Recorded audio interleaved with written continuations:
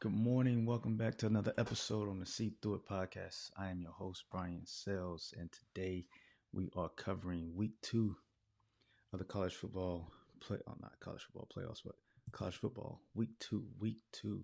But before we get into week 2, we're going to talk about Antonio Brown and that whole situation and how that's playing out in the media and how that might affect his team. And I don't know if it'll affect his play on the field unless he quits, just not give any effort. But the comments, not the comments, but the argument that he got into with his GM Maylock, I don't agree with it. I've seen a lot of analysts give him a pass on it. I don't agree with it. I also knew that he came from Central Michigan. I said this before. Antonio Brown came from Central Michigan. He had to prove himself. Being a smaller receiver, being a small guy, playing at a school like that, he always probably had to feel like he had to prove himself. And he's probably heard, you can't do this. You can't do that. You're not big enough, or you're not fast enough. You're not talented enough. He always heard that. So then he got to Pittsburgh, became the number 1 wide receiver in the league, and was proving all the doubters wrong. So when he was wearing that cape or that huge boulder on his back, he got used to that. People telling him he can't do this, he can't do that, and he's doing it. So it's hard for a person who's been hearing he can't do this, all of a sudden start doing all those things. Not all of a sudden, but start doing all those things. He doesn't know how to respond to authority figures or people who are in charge that tell him, no, you can't act like this. This is not the way we're going to do things. And he's in his head saying, well, I've been hearing that my whole time playing football. I'm going to do what I want to do. And he's just, at first I thought maybe something was wrong with him. I just thought he got too many hits to the head.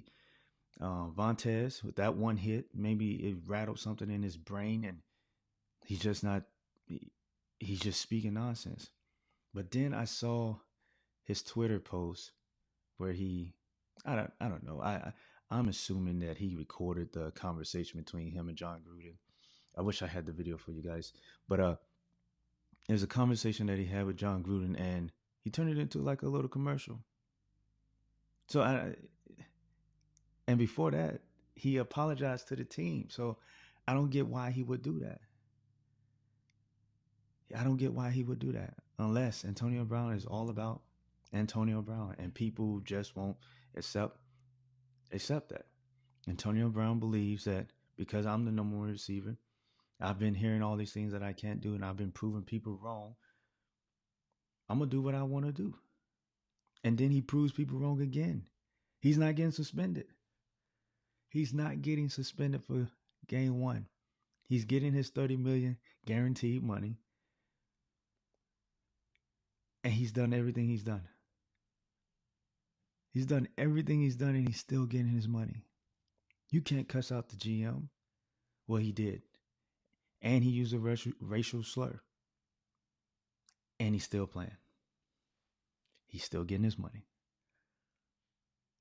I think we're setting a bad example for the younger crowd that are watching him operate in the NFL. It's sending a bad message. You don't have to respect no one.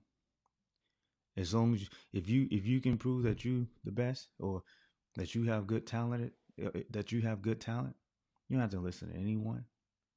You don't have to respect authority. That's sending a bad, dangerous message to the younger kids. I mean, right now we're already, not to get too far into that, but it's already bad. We don't need high-profile players co-signing that message, saying, yeah, I mean, look at me. I did it. I cussed them out, and I'm showing up to work whenever I feel like showing up to work. and I'm gonna get paid. That is a bad message. And I think all the analysts out there, coaches, I don't care how good you are. You come into our organization, you're gonna follow the rules just like everyone else. Does not matter. And they're choosing winning over values and standards and rules. So what happens next when you have maybe you have some other players that do the same thing? So you say only good players can do that. It's sending a bad message. I don't like it. I believe something's wrong with AB. I can't see a person being like that for this long. It doesn't make any sense. It blows my mind. I cannot see that his teammates are backing him, and they know they can't get away with what he just got away with. I mean, he cussed out the GM, used a racial slur. Now, we're not going to turn this into a race thing, but if it was reversed, people would be in outrage. If it was reversed, people would be in outrage. Double standards. Just because he's a good receiver, it's not okay. It is not okay. As we transition from that, what was not okay, Thursday night football, Packers, Bears. Packers, Bears. So I picked that game. I didn't do an episode, and I posted a picture. It's on the page. I posted a picture saying I had the Bears beating the Packers 20-17, and the reason for me picking the Bears over the Packers was because Aaron Rodgers. We didn't see Aaron Rodgers in the preseason, and all we heard was the conflict. He wants to run the offense the way he wants to run the offense. He don't, not that he doesn't like the head coach, but Aaron Rodgers believes you should let me be great. Basically, let me be great. Let me do what I do, and you sit on the sideline and you watch me be great. That's basically what he wanted to do. So he didn't play the preseason. So we didn't know what that offense was going to look like. So with me knowing that, and all the hype about the Bears defense, which is legit, I got blinded. I forgot to see through it. The name of my podcast is See Through It. I forgot the quarterback is Mitch Trubisky. I mean, he had some decent stats, but he had good yardage. He had some good plays. They couldn't convert. That defense did all it could do. You hold Aaron Rodgers to 10 points and you can't win. You can't win. Everyone wants to use the excuse of, oh, it's week one. It's week one. Oh, it's week one. They'll get it together. It's week one. They had some rust. Well, what was the preseason about then? If you knew you was gonna have rust, why not play your starters? Knock that rust off in the last two games. Well, why not? So then, if it's the preseason, we shouldn't have any more talks about getting rid of the preseason, because we need the preseason. We need the preseason. The preseason needs to mean something. Maybe we should go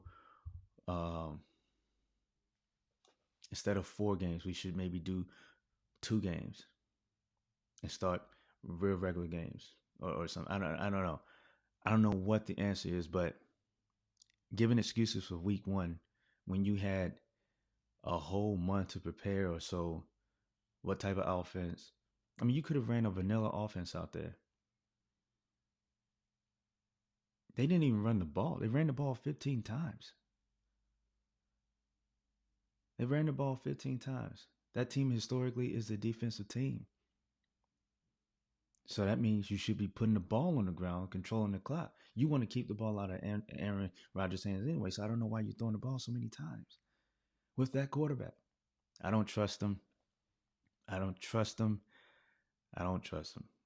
But the defense, it's a legit defense. I mean, that is an elite defense. Like I said, we'll get into my predictions, but I can't believe the Bears gave that one away. They gave that one away. That should have been their victory. And they gave it away. He said, "Here you go, Aaron. We know you gave up only 10. You go ahead and take that one. We don't want it bad enough. And you lost at home. That was a bad game. It was boring. I was watching the US Open too. I was flipping back and forth. The US Open was more exciting. I watched Serena take care of business and quit sets. That was easy. But it was exciting because it was going back and forth. There was a lot of following. It was more exciting than that Packers Bears game. Then the next matchup with the Switzerland girl and the Canadian girl. Can't say their names, but that matchup was nice. That Thursday night football game was horrible. So are we going to have more horrible Thursday night games? I hope not. I hope not. But anyway, we move on to my NFL predictions. Got a lot of interactions with my predictions that I put out there. We're gonna start off with the AFC, and I know a lot of people are still riding high on the Colts. I mean, it makes sense. You got Jacoby back there behind a good offensive line. He's played with the team before. It's not like he doesn't know the system. He knows the system. He knows the players. The players know him. And again, he can move. He can move the pocket. He can run out of the pocket. He can move. So I understand why everyone was like, "Whoa, you got Jacksonville beating winning that division." Yes, I like Nick Foles more than I like Jacoby. And I know Nick Foles has left the Eagles before and hasn't done anything and has only been good when he was at the Eagles. But I like Nick Foles. I like Tom Coughlin. I like the Jacksonville defense. Remember, Jacksonville was a quarter away from beating Pittsburgh, and then they fell apart. They didn't fall apart. They had Blake Bortles. They couldn't do much with him. Jacksonville has been decent because of Blake Bortles for about 3-4 seasons now. They had some bad records, but majority of that because on the offense he couldn't move the ball. He was a bad quarterback. Now you have a gunslinger back there, Nick Foles, who can throw the ball, but he's only shown that that he's good or decent in Philadelphia. So Tom Coughlin is betting and hoping and praying that he gets the Nick Foles that took the Eagles to the championship. That's the Nick Foles that he signed. That's the Nick Foles that he was going after. He wasn't going after the Rams Nick Foles. He was going after the Eagles Super Bowl champion Nick Foles. So that's why I picked them in the AFC South. AFC East, going with the Patriots again. That team is still stacked. You still got Tom Brady. The Jets, that's my favorite team. They're right there.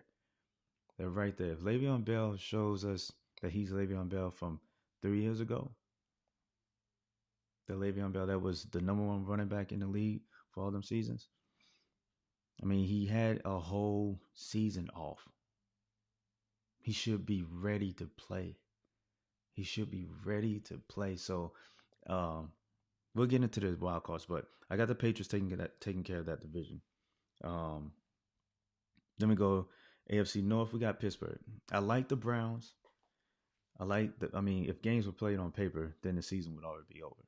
If games were played on paper, the season would already be over. We can just go ahead and hand the Browns the Super Bowl trophy, give Baker Mayfield the MVP award, or Mahomes. If all these games were played on paper. But they're not. They're gonna be played on the field, and chemistry and all that's gonna play effect. Odell's still kind of injured, he's saying, which is funny. It's not funny, but it's just like, whoa, you're injured, but you're out there making a video with Colin, and you got a bad hip. You're not able to open up and sprint off when the ball is high. Like, while you're not resting, while you're out there maybe causing further injury. is an eye opener. You're risking what this team can do right now playing with Colin, and you should be resting. So little stuff like that. I can't give the Browns that division yet until we see some maturity out of that team. I'm not saying Baker Mayfield, but just seeing how they gel together and how they really focus in on these games. So I got Pittsburgh winning that division. I don't think the Ravens are going to be much of a unless they can run the ball all game and keep teams off the field, and that might be enough. Go back to that Super Bowl team that won the Super Bowl against the Giants. That was a running team with tons of defense. That was a horrible Super Bowl to watch. It was super boring. It was horrible Super Bowl to watch. But if Mark Ingram and Lamar Jackson can make some things happen with their legs, I don't think he's going to have to not. He can't get a lot of hits. He can't take a lot of hits. Lamar Jackson cannot take a lot of hits, but I don't really see them making that big of a noise, but they might catch some teams slipping. Uh, as I already said, AFC South, Jacksonville. We got the Chiefs winning the West. San Diego has imploded on themselves. They need to give Phillip Rivers. They need to send him to another team. He's wasting his final years in the NFL away. He needs to go to another team. That's a good quarterback, and to see him never get far in the playoffs or it's Phillip Rivers was a good quarterback, and he's wasted his whole time in San Diego. I think they need to trade him and let him go to another team. But the wild card teams that I have is not Jacksonville, but the Jets and Browns. I do believe the Browns will get in wild card, and I believe the Jets will sneak into the wild card. So I gave you my reason why I don't have the Colts there. I mean, that division is pretty tough. We got the Colts, you got the Texans, and you got Jacksonville. Not hearing that much about the Texans, but you have to throw the Texans in there. I just feel like the Jets and the Browns will be better, and I also feel like Jacksonville is their defense is going to do what it needs to do, and Nick Foles is going to be the quarterback that Tom Coughlin wanted. So then we move on to the NFC. NFC East, we got Dallas. We got Dallas. I don't really know what to say. I was debating if I wanted to do a thing on Zeke, but I don't even want to touch that. I don't agree with holdouts. I don't like it. If you're in a contract and you're supposed to play, you got 2 years left on that contract. You need to play. I mean, that's the league that you're in. I don't get how you can. Maybe because I can't. I can't. If I was at a job or when I was in the military, I can't be like, you know what? I'm not showing up for formation. I'm holding out. I want more leave. I can't do that. So it's weird. I don't understand how a player can sit there and hold out and until they get a bigger contract. I don't care that you play in a dangerous sport. You knew that before you signed up. Honor your contract. Do what you're supposed to do. Yeah, the Browns. Yeah, we're gonna see, but do what you're supposed to do. Do what your contract. You have a contract. Do what you're supposed to do, and that's why they pay the quarterback so much more, and they respect the quarterbacks more because you don't see them holding out like that. You don't see them saying, "I'm not coming to training camp." You don't see that. But all these players, all these other players are doing. Yeah, I don't like it. I don't like it. I don't like it. So we got the NFC West. I got Seattle. Everyone's still liking the Rams or whoever, but I got Seattle. I got Seattle winning that division. NFC North. I got Minnesota. Everyone's liking the Bears. I'm not on it. The Bears showed us what they're going to be on offense. They showed us what they're going to be on offense. Just leave that there. Minnesota's going to win the North. NFC South, we got the Saints. That was pretty easy. I didn't really waste a lot of time on that pick, but the wild card, the NFC is so stacked. There's so many teams in the NFC. It's just so stacked. But I got the Falcons, and then I wrote down like three other teams: Rams, Bears, Giants. I believe the Giants can get in there as a wild card. I believe the Giants can get in there as a wild card. They can win 9 games. I believe they can win 9 games. I believe they can win 9 games. Even though Daniel Jones looked good in preseason. Everyone's like, oh, yeah, he looked good. That was preseason. But he was accurate. And in the NFL, you have to be accurate. He has the throwing power. He has the throwing power, and he's accurate. And he was going through his reads. He was going through his regression of receivers. So I don't know what else you need, but if Eli can, I believe, does Eli start and finish the season?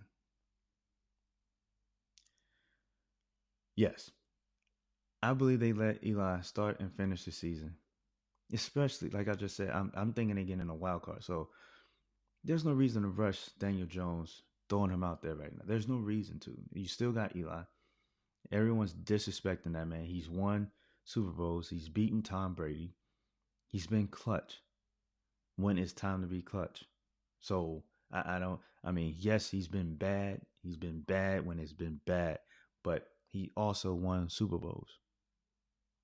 I don't know why there's so much animosity towards Eli Manning, but if if they start him, I think they can win 9 games. They got Saquon. They got a nice young team around him. I think they can make some things happen. So I got the Giants, Bears, and Rams. I feel like those are going to be the teams fighting for position for that wild card. So as we transition, now we're talking college football week 2. Week 2 college football. We got 3 games. But actually, we got 4 games. 4 games that I'm interested in. 4 games that I'm interested in. But I want to just throw out there Bo Nix. Congratulations on that win. I told you guys Auburn was just going to do something weird and unprecedented. I mean, the pass that he threw for that touchdown, it was underthrown. If you watched the throwing motion, like he just hurried up. He hurried up and got it out there. It was underthrown and he scored. That's an Auburn way of playing football. It's an Auburn way of playing football. I don't.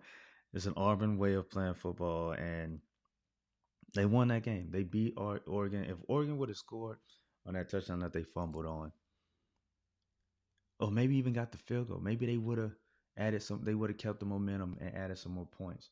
But that didn't happen. They allowed Auburn to stay in that game, and they did it. Auburn did what you wouldn't thought you wouldn't think they would do. But I knew they were capable of doing something crazy like that. No one was really talking about them. Everyone was already saying Oregon was going to win that game. It's going to be a good game. The Pac-12 is going to make a statement. They're going to win that game, and that's it. No. Auburn did what Auburn does, and they win games ugly by doing things that's not even real. So, but to stop all the noise about Bo Nix being the next coming of greatness, that was a horrible game played by Auburn offensively. So, but anyway, 3 games. I got 4 games. I got 4 games that I'm keeping my eye on. We're gonna start off with LSU, Texas A&M. I mean Texas. Texas players were wearing T-shirts that said DBU, the real DBU. LSU is known as the defensive back university. Everyone's hyping up the defense and the secondary because they allowed 24 passing yards to Georgia Southern. People, Georgia Southern is an option team.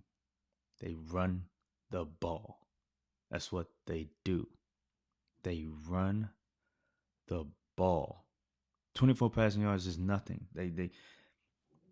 That's not a part of their game. So don't hype them up over that. We will see how good LSU defense is. Don't get me wrong, LSU defense is good.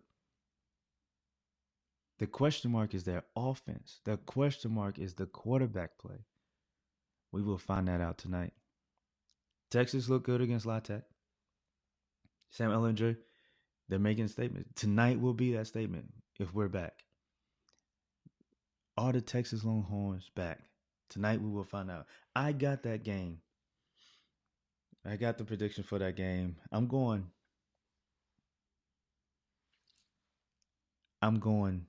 Texas. I've been talking about this game all week, and I can see it going both ways. And the score that I'm saying is 27-20 Texas, and that can be flipped 27-20 LSU. Um, both teams I think are almost the same, but the outliner is Sam Ellinger. He's a good quarterback. So I don't know. That's a tough one. That is an early tough one. Not really seeing what LSU is about. Playing Georgia Southern, you don't really know. Texas playing La Tech. It's a more explosive team. That La Tech team could move the ball and they can put up points, but Texas played very well. So I don't know. I guess it goes down to who's coaching. Coach O against the Texas coach. His name's slipped my mind. Ah I can't even remember it. It's drawing a blank. But anyway, I guess that'll be the final. Like, who do you trust more? Which coach do you trust more? And it's a tough one. Like I said, I got Texas going into the playoffs, so I got to pick Texas. They're going. I think their loss, if they lose, LSU is going to be 20-27, and it's going to be a close one. And that'll be good enough for them to get into the playoffs if they beat Oklahoma. That'll be good enough if they beat Oklahoma, take care of Oklahoma twice in a year, and lose to LSU. They'll still make the playoffs. I feel like they'll still make the playoffs. So that's gonna be a good one. That is gonna be a good one. But I got 27-20. Texas wins that game. Texas A&M and Clemson. We got to remember Trevor Lawrence did not play in that game. In that first game, Trevor Lawrence didn't play in that first game. Kellen Mond's last game was horrible. Does he bounce back? I hope so. Because this is going to be a shootout. This is going to be a shootout. If Texas A&M wins, they'll win by 3. But if Clemson and Trevor Lawrence, if they're clicking, if Clemson and Trevor Lawrence, if they are clicking, I mean, they got dangerous wide receivers on the outside.